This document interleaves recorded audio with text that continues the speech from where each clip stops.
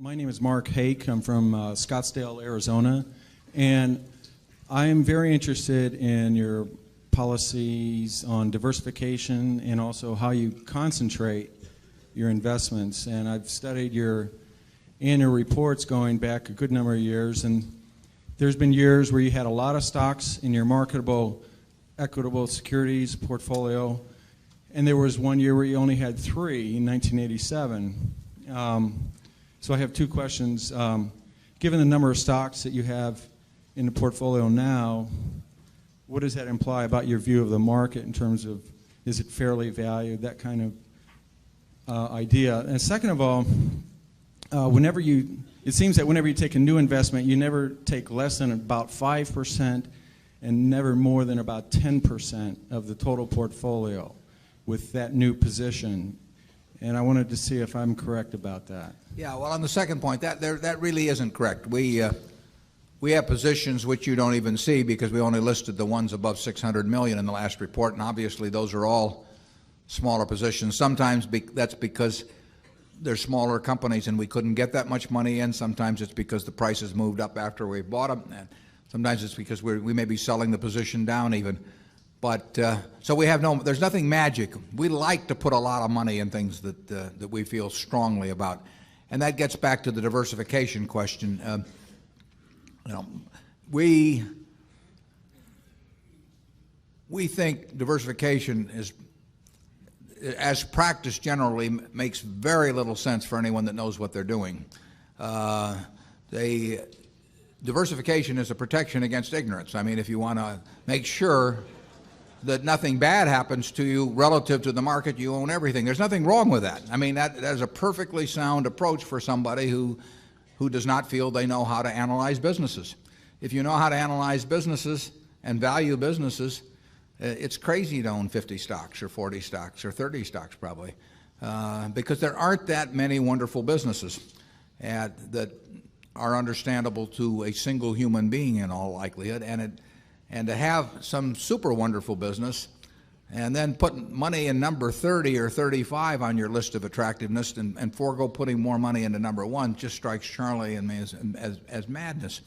And it's conventional practice, and it may, if all you have to achieve is average, it may preserve your job, but it's a confession in our view that you don't really understand the businesses that you own. On a personal portfolio basis, I own 1 stock, but it's a business I know, and it leaves me very comfortable.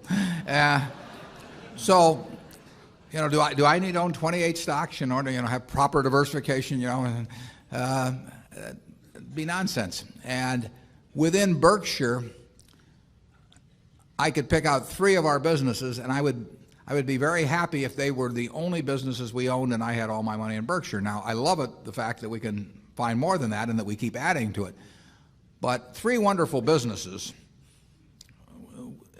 is more than you need in this life to do very well. And the average person isn't going to run into that. I mean, if you look at how the fortunes were built in this country, they weren't built out of a portfolio of 50 companies. They were built by someone who identified with a wonderful business. Coca-Cola is a great example. A lot of fortunes have been built on that. And there aren't 50 Coca-Colas.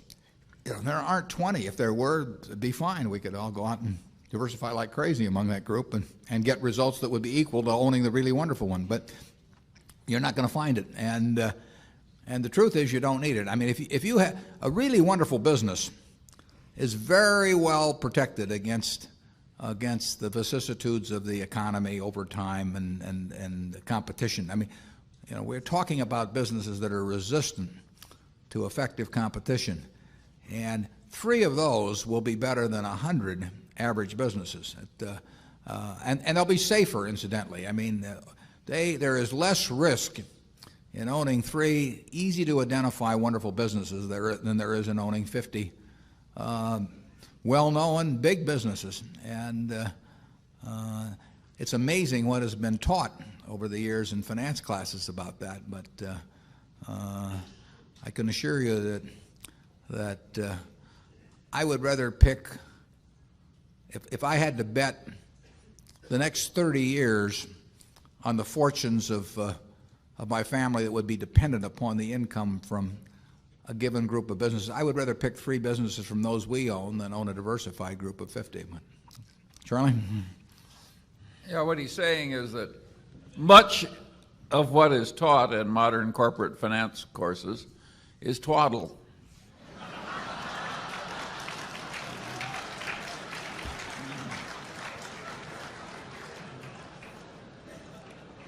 Do you want to elaborate on that, Charlie?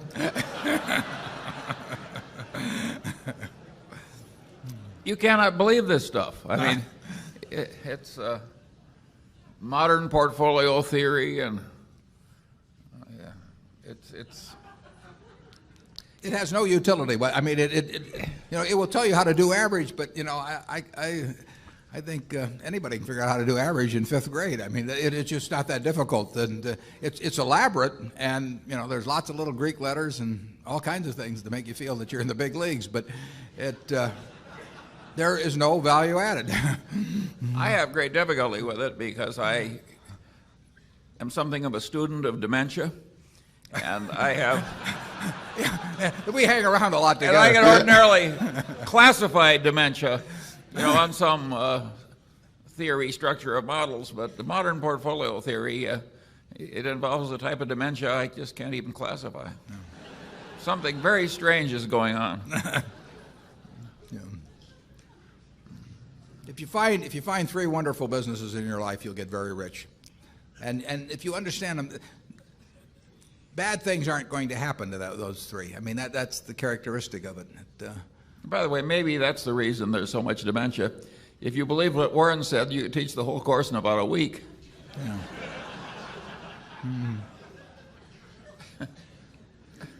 Yeah, and the high priest wouldn't have any edge over the lay people, and that never sells well. Right.